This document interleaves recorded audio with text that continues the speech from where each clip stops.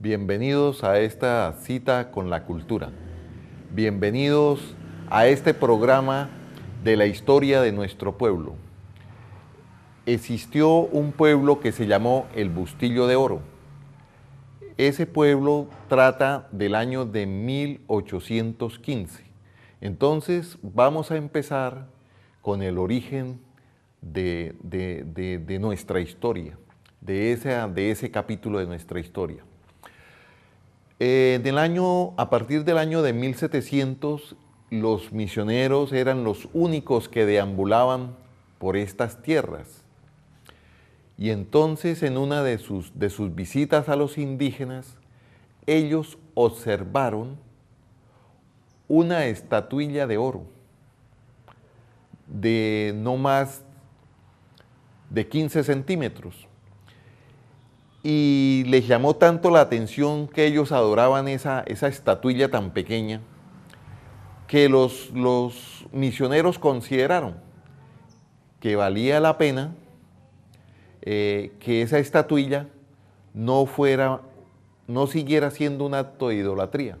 Entonces fue como les guardaron la estatuilla y les entregaron una cruz de madera para que los indígenas la adoraran y la reverenciaran.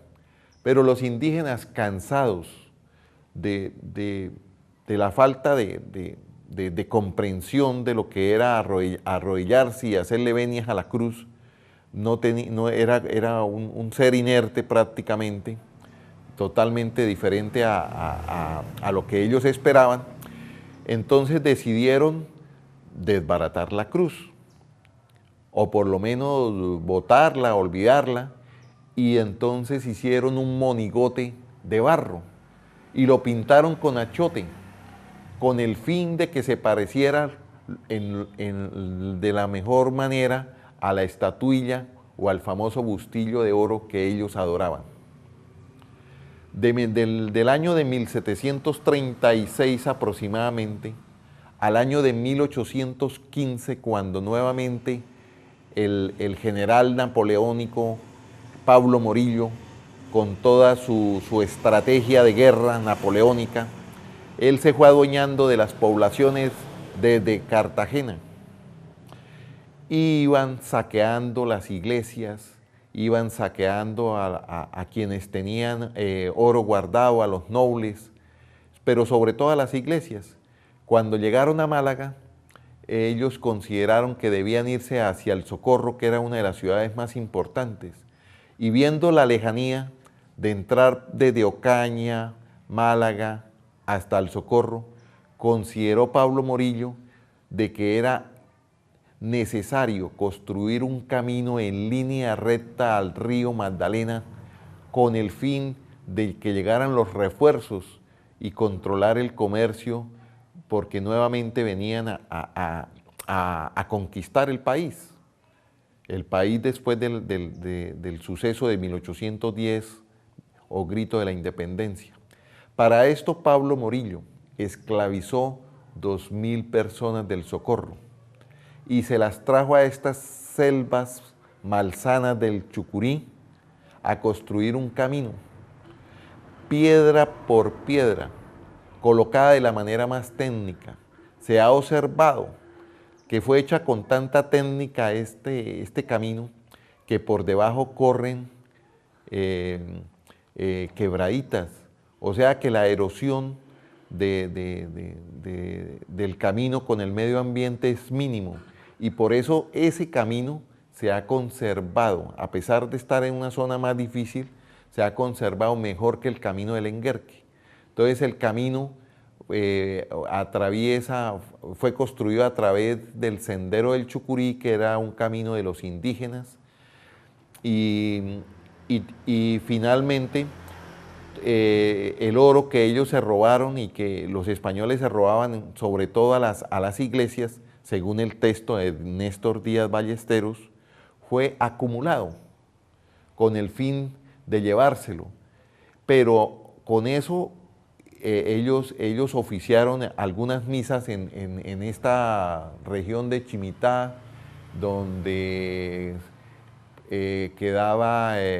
donde hoy queda la hacienda La Germania, y todavía la gente, en base a algunos tesoros encontrados en ese sitio, todavía la gente sube por allá a escarbar entre los cacautales a ver si de pronto se encuentran con otro tesoro.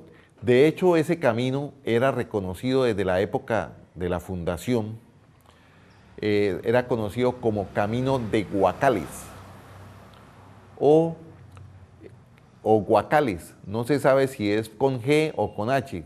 Guacales suena como a huecos, y Guacales como a huacas, como a tesoros escondidos.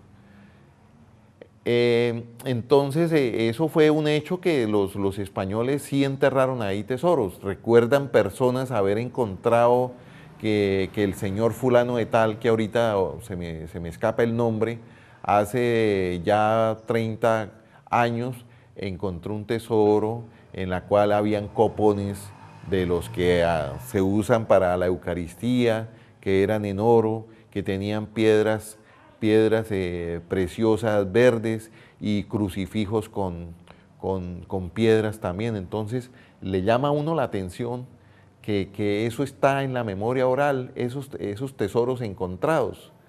Entonces muestra que no es un mito, que fue una realidad. Como fue una realidad la muerte de los 2000 personas del Socorro esclavizadas hasta la muerte por el duro trabajo y la escasez de alimentos nutritivos, vitaminas y comidas que le ayudaran a preservar la vida a estos pobres personas oriundas del Socorro, criollos que fueron esclavizados por Pablo Morillo. Fue tanta la crisis, fue tanta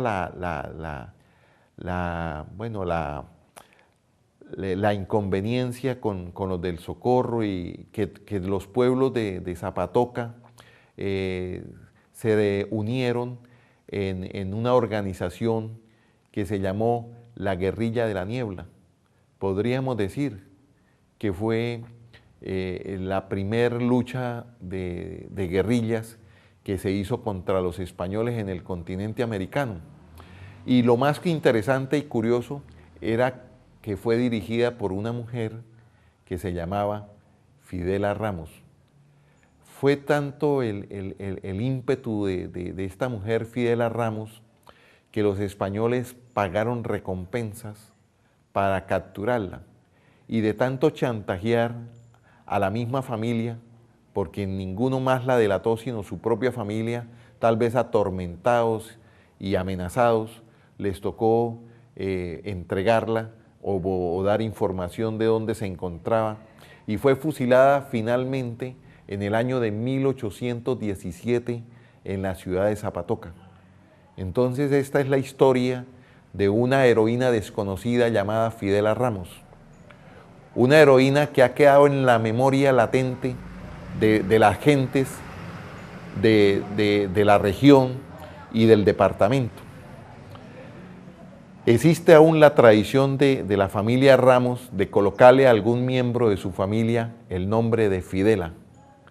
Muchos artistas la han dibujado y desde luego que le han colocado rasgos indígenas, de tez morena, y la han convertido casi en una musa mitológica, donde ella se encuentra con su feminidad, con su carácter de mujer, reflejándose en las aguas cristalinas de las quebradas, de los riachuelos y en el rocío del bosque.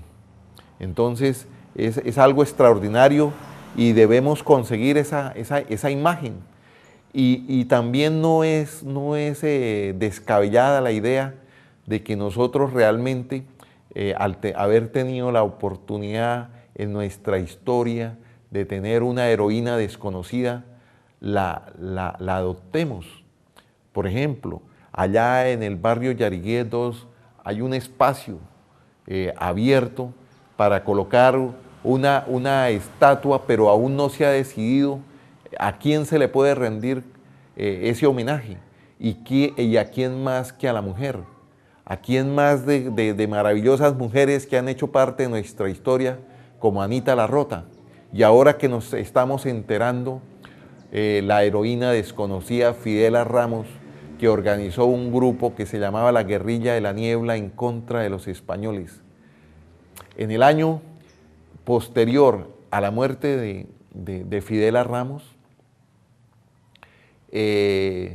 esta famosa Guerrilla de la Niebla, que no dejaba pasar los refuerzos de los españoles, que cuidaba digamos, la retaguardia y la vanguardia del ejército libertador que venía desde los llanos orientales a coronar el páramo de Pisba para finalmente hacer posible nuestra independencia. También controló esta alcabala, esta ciudadela española que albergaba a los 2000 socorranos esclavizados, haciendo el famoso camino que hoy confundimos con el del Enguerque, pero es un camino mucho más antiguo. El camino del Enguerque trata del año de 1863 a 1879 y el camino de Pablo Morillo es de 1815. Luego hay un gran espacio entre esas que muestra su antigüedad. Finalmente, la Guerrilla de la Niebla pudo derrotar a los españoles que estaban situados en el Bustillo de Oro y fue quemada. Eso fue en el año de 1817. Luego podemos decir que hubo una gran batalla que hizo parte de la independencia, de las guerras de la independencia de nuestra patria, antes de que ocurriera la batalla de Boyacá, que fue el 7 de agosto de 1819. Entonces, 2 años antes. Como la gran batalla que consideramos la más importante y de la que vamos a hablar en nuestros programas más adelante, que trata de la batalla de Pienta, donde realmente hubo 319 personas muertas de Charalá. Fue más bien una inmolación y fue 3 días antes de la batalla de Boyacá, el 3 de agosto de 1819, mientras que en la batalla de Boyacá, que se considera la más importante, solamente hubo 3 muertos. Entonces, he ahí la importancia de lo que fue la resistencia civil de los pueblos criollos en contra de los españoles y debemos resaltar e inmortalizar la leyenda de Fidela Ramos, una heroína desconocida de nuestra región del Chucurí. Es importante en este momento hablar de las apreciaciones del médico historiador Álvaro Frías Ardila. Él como maestro de nosotros, hace ya más de 20 años, nos decía, en muy pocas palabras, porque él no era muy amplio para hablar, de que nuestros indígenas no podían ser caribes, que eran una avanzada guane. Y si nosotros analizamos ese pormenor, no hay duda, se han encontrado cerámicas muy finas que no pueden ser de barro rústico, sino de una cultura de alfareros. Ahí se encuentra el grano muy fino de las cerámicas con figuras zoomorfas como serpientes y anfibios en alto relieve, que son prueba irrefutable de que eran guanes. Luego se quita el mito de que los indígenas de esta región eran yariguíes.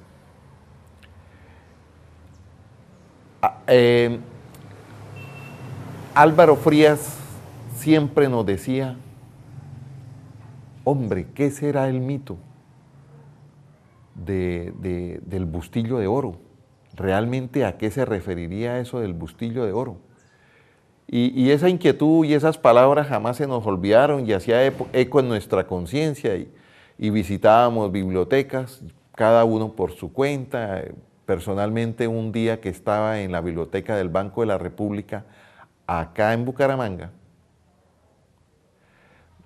encontré unas revistas y hojeando cada uno de los 12 números de la revista del Banco de la República, encontré figura zoomorfa encontrada en San Vicente de Chucurí, en la vertiente occidental de la Cordillera Oriental. Y eso inmediatamente me llamó la atención, código tal, y por internet empezamos a hacer correspondencia con el Museo del Oro y nos corroboraron que era de la cultura Tolima. Luego, quien piense que en esta región hay oro, quien piense que en esta región había orfebres, y están totalmente equivocados. El oro que se encuentra en esta región es tan escaso que no alcanza para taparse una calza de una pieza dental. Eso hay que quitarnos de la cabeza de que aquí habían orfebres y de que hay oro de una manera explotable. El hecho de que nos haya corroborado el Museo del Oro que pertenecía a la cultura Tolima, y aunque aparece en una página donde hay mucha similitud, es una cultura totalmente diferente. La figura de oro es muy pequeña, pero muy interesante porque nos hace ver que el texto dejado por los misioneros, quienes se apoderaron de esta figura tan insignificante, tan pequeña, y que pudieron haberla logrado salvar, que es lo más seguro, donándola al Banco de la República, donde ha podido llegar a nuestro tiempo por intermedio de una revista y de que nos hace reconocible la respuesta para el historiador Álvaro Frías, que tenía toda la razón. El bustillo de oro es una realidad y corrobora de que todas sus interrogantes en referencia a que no éramos orfebres, sino éramos un camino de comercio entre digamos, las culturas del río Magdalena, los Calima, los Tolimas, los Quimbayas, llevaran esas estatuillas elaboradas en oro para intercambiarlas por mantas de algodón y por panes de sal. Entonces eso demuestra hasta la saciedad de que había un comercio activo, pero sobre todo que el camino está marcado, como hoy en día están marcadas las grandes avenidas de nuestro país, las nuevas autopistas, y esos son los petroglifos. Los petroglifos iban señalizando por dónde iba el camino. Empezamos a encontrarlos en Nuevo Mundo, en el sitio ese de Nuevo Mundo, ya bajando hacia el lado de Llana Caliente, encontramos unos petroglifos, luego encontramos otros en la escuela de la Unión. Uno de esos petroglifos de la Unión fue traído y lógicamente para exponerla, no sé, la descargaron, la vi descargar ahí en Plaza de Ferias y ahí se perdió, no se sabe si fue que la martillaron, pero eso fue un error, porque ahí habíamos podido vislumbrar mensajes que tienen que ver con los mitos ancestrales, como el mito de la indígena que se le vuela al indio y que en su vida pues es obvio que ocasiona unos desastres naturales. Y el indio jura que algún día bajará en búsqueda de la indígena. Alguien dijo poéticamente, el indio algún día bajará arrasando el pueblo en búsqueda de las convulsiones climatéricas de su amante. Entonces, el mito siempre encierra algo de verdad. El mito se crea cuando se ocasiona un acontecimiento o un desastre natural que no tiene explicación alguna. Entonces nace el mito para corroborar de una manera simbólica lo que pudo haber sucedido. Aquí se han encontrado muchos cementerios indígenas.